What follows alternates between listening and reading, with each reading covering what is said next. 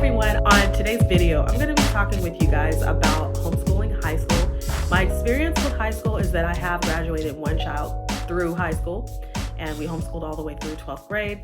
So I have some tips and advice about that. On my last videos, I talked about middle school and preschool and how to homeschool for those age groups. So now we're going to talk about high school because it's a big one. And I know a lot of people who are determining to keep their children home for 9th through 12th grades are wondering about how this works.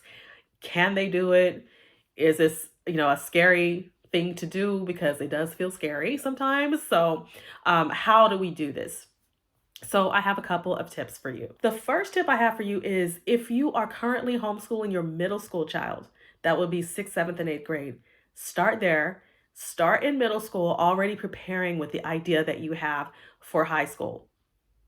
What I mean by that is if your student is thinking about going into a specific field, go ahead and let them have that time in middle school to really discover and figure out who they are, because that's the time when they really can just get involved in a lot of different things and figure it out. They'll have the opportunity in middle school to really try their hands at different activities to see what they like and what kind of field they want to go into. So if you want more information about how to get your middle school prepared for high school, look at my middle school video and I'll put it up in the link there and also in the notes below. The second thing you want to do with high schoolers is if you have had that chance to kind of get them ready for high school and that mindset that they need starting in middle school, it's going to be a little bit easier for you coming into high school.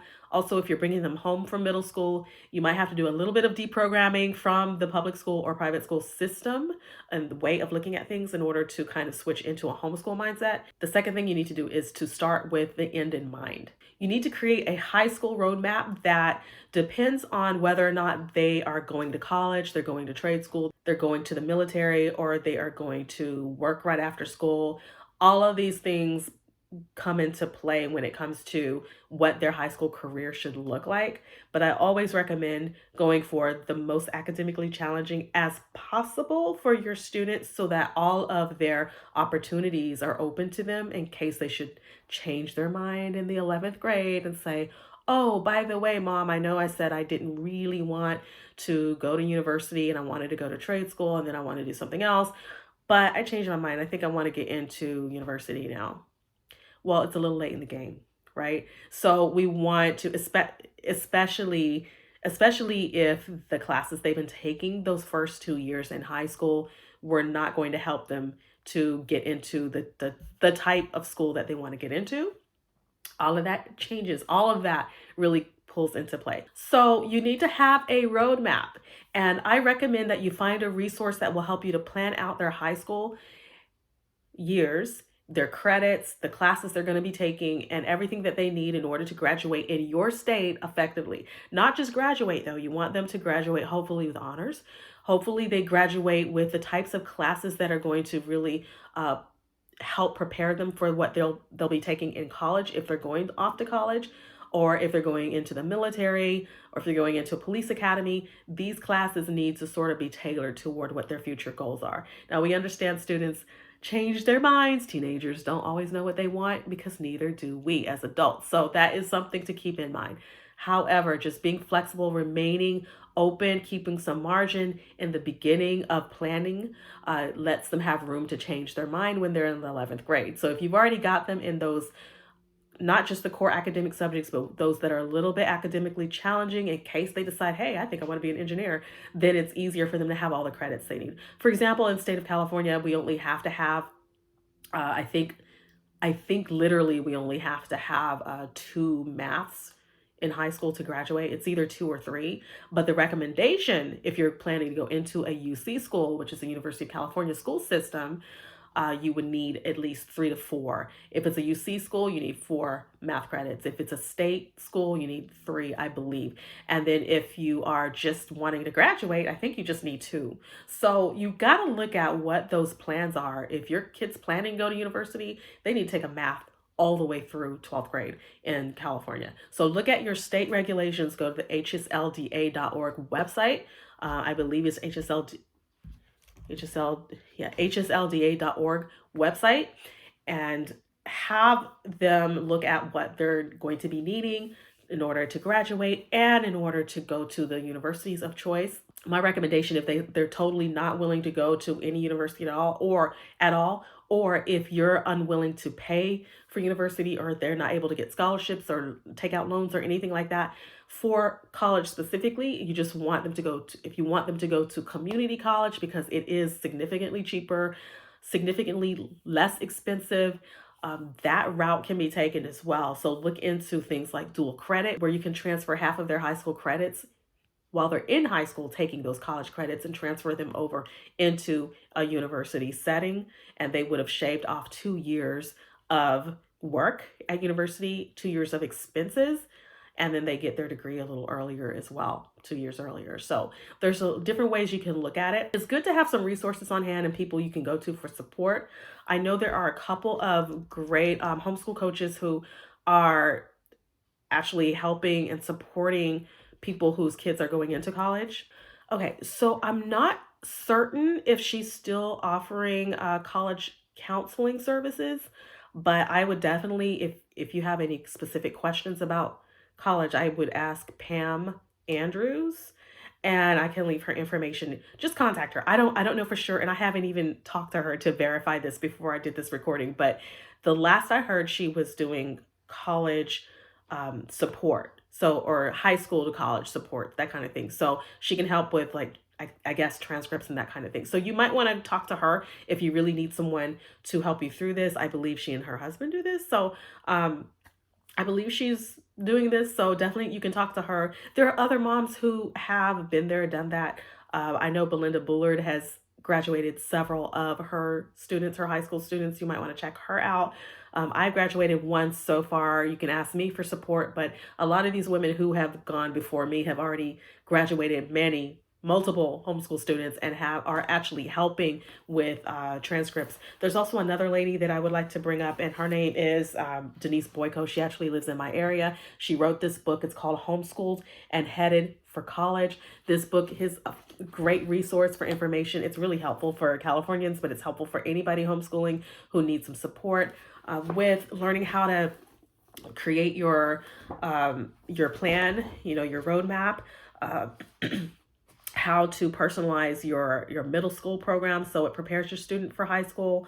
And then basically she really breaks down the information about high school transcripts, credits, the portfolio, the diploma, the transcripts, creating those customized courses so that all of this falls into place. And then, community college during high school, what that looks like, and employment transitions. There's lots of timetables in here, information about essays, how to make those essays, how to make those portfolios, how to do those transcripts is here. So I recommend her because I've met her personally. I have talked to her. She also has an article on my blog that I'll leave a link to. But her name is Denise Boyko. She's an awesome resource. And so you can find out a lot about homeschooling your high school kid through reading that. I read through the book and it helped me with my daughter when she was graduating high school. So find those resources. Be sure to keep the end in mind when you get started with high school. So the next thing is to determine their credits that they need to graduate and to choose that curriculum. We all know that that's part of the roadmap process, but you just want to make sure that you're choosing curriculum that's good for them and good for you. You have to decide whether or not you're teaching your high schooler or other people are, and I highly recommend outsourcing. So if you're going to be outsourcing, the curriculum is going to be dependent upon the company you're using to outsource, those teachers, those tutors, what they're using. You can't just buy a whole bunch of curriculum and hire someone and say, hey, I want you to teach them this. You might have to pay a premium fee for that because they have to take time to study the material that you purchased in order to teach your child. So usually they come with their own resources, and you can get people that will help your child. So whether that's mathematics, you might think you're going to purchase teaching textbooks or Saxon, but you need a tutor.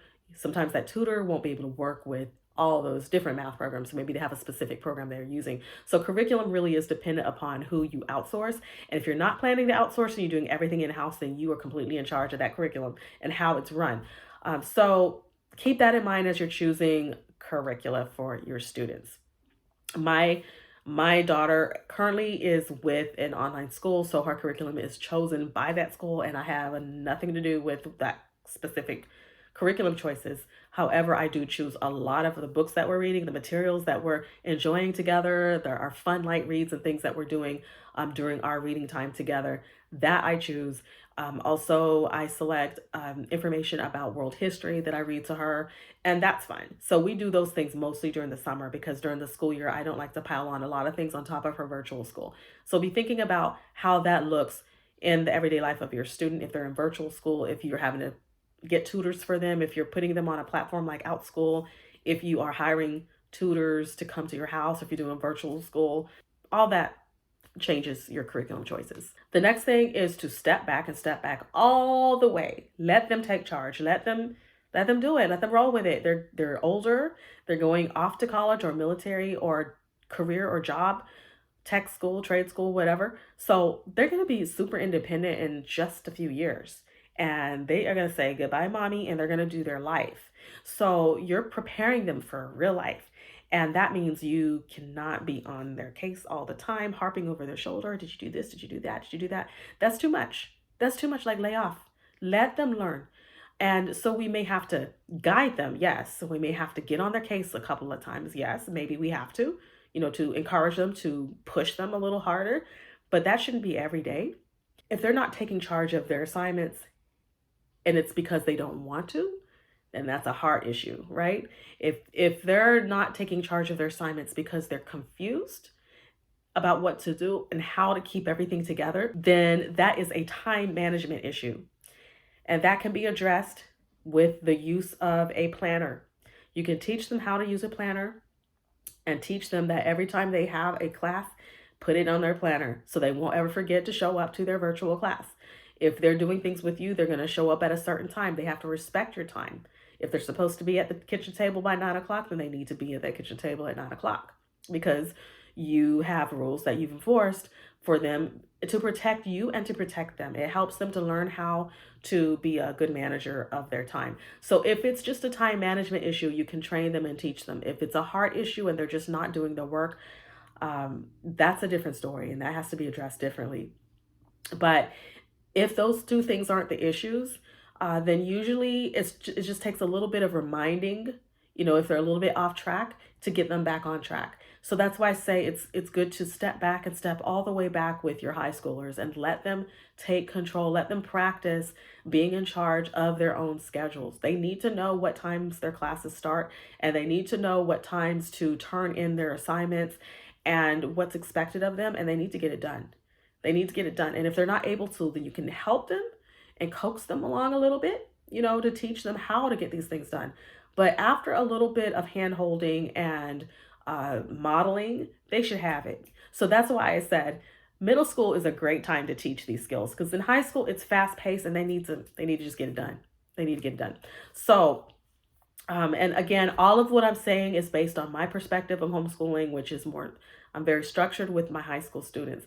Now, if you are unschooling, you probably have a different philosophy. It looks different in your home, and maybe your kids have a lot more leisure, and maybe they are doing their own thing, but maybe it's with the family or with a group or maybe with a co-op, and maybe you're enjoying life together a little bit differently. So again, this is all dependent upon how you see homeschooling. Some things to keep in mind just to help those high schoolers out when they're feeling a little stressed, okay? Because they're going to get stressed out sometimes, is, to really do a mental health checks. Make sure they're okay. Check in with them. Don't just leave them to their own devices. Even though you're stepping back, you're not stepping all the way out of their life. So check in, make sure that they're okay. If they need any support with the subject, they should be able to verbalize that and tell you that they need help. If they're hiding something, that's not good, because that's not healthy, right? When they go off in the real world, they're going to need to be able to share with their supervisor or with their colleagues and peers and their cohorts at school what their struggles are, so they can get the support they need, the extra tutoring they need, the extra time they need. Maybe they need some extra types of supports in place in school that could help them, maybe some accommodations or something.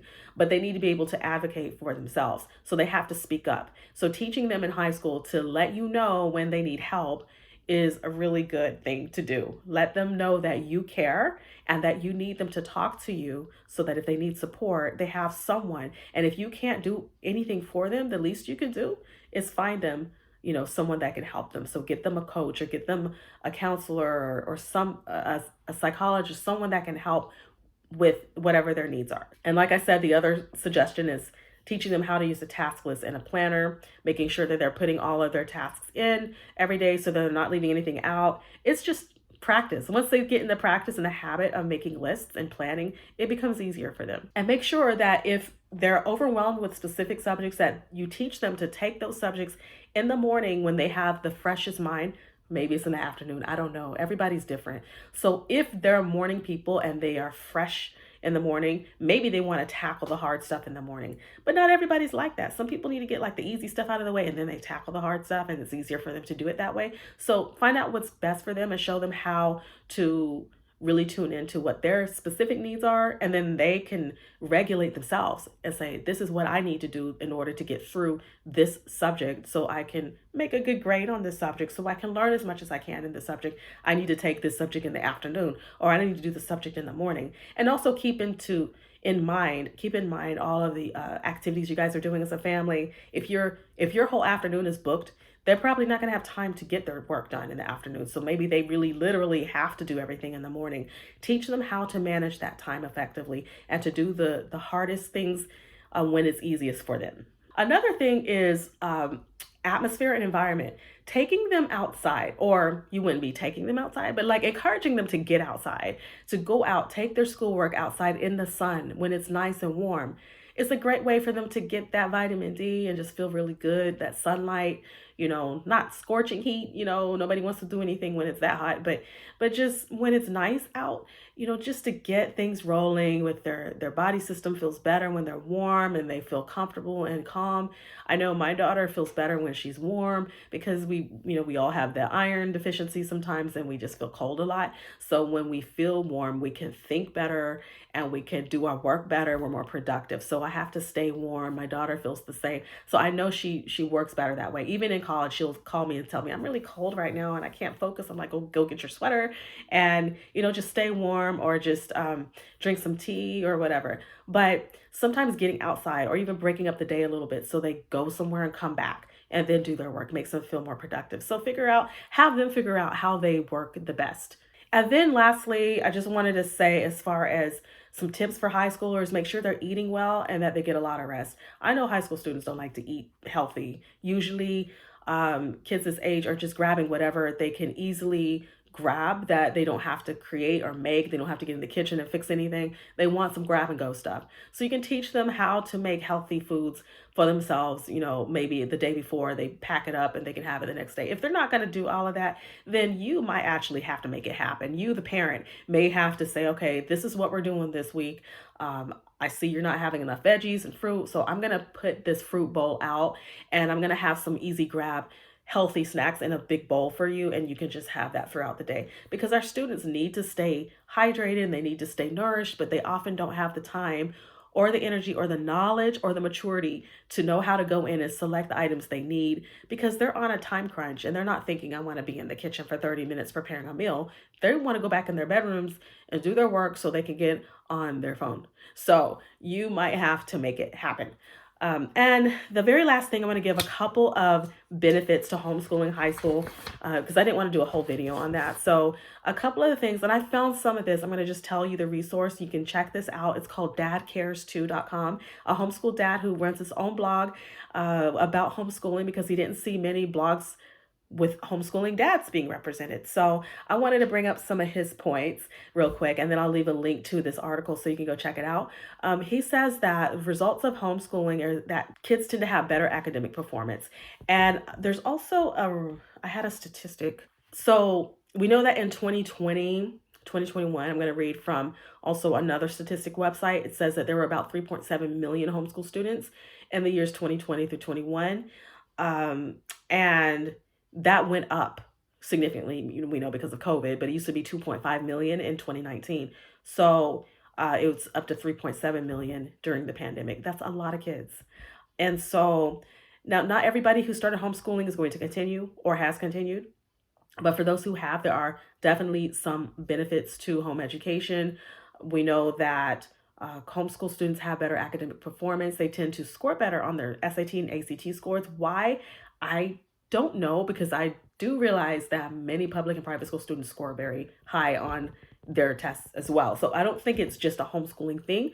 I think though that the kids who are homeschooled, who are scoring well, is because their focus is on studying for that test and they don't have a lot of other things to block out. Whereas I kind of admire people who are in the school system because they're having to block out a lot of internal inputs and things happening at the school that are distracting them, and they're still doing well, some of them. So, but that said, homeschool students are shown to perform on average a little higher academically. They have their self-esteem and their happiness tends to be a little bit more higher. At least I don't know who is actually perceiving that, right? I guess it's all who's perceiving it, because they could be, if they're not being honest, we don't know if the students are being honest about how they feel about their general well-being. But if they are being honest and saying like, yeah, I'm really happy person, we hope that they are, and that they're not hiding anything, right? That they're saying what they're feeling when they're doing these surveys. But the self-esteem and happiness seems to be higher. And then we'll say that there's less negative peer pressure usually. And also that depends on the types of people that they hang around with, even in the homeschool community, or if they're on their own and they don't have, and they're isolated, they don't have anybody, that can be an issue. So if those things are not issues, then they tend to have less negative peer pressure. So I'm not going to be all like blanket statement for all homeschool community or all private and public schools. It's not like that. In my mind, I see that there's issues, there's pros and cons to both, but this is what some people definitely are saying are beneficial for homeschooling. And then a lot of them attend college, which we know that that's a high percentage from the homeschool community, a good large percentage of that. Now, granted, there's a competitive view because there's many private schools that put out high academic scholars into these Ivy League schools. And so if you're comparing the homeschoolers to the private schools that are producing these types of students, then you might look differently at homeschooling. So it just depends on how you want to see it. But if you see yourself as one of those who's amongst a group of people that are successful, then that's going to help you to homeschool your high schooler, because you have that positive mindset about homeschooling high school. It doesn't work for everybody. And it shouldn't work for everybody, because everybody has a different pair of pants to wear. And we're all different people with different needs and different places in our life. So if I don't homeschool the rest of high school, I'm not going to feel bad about it.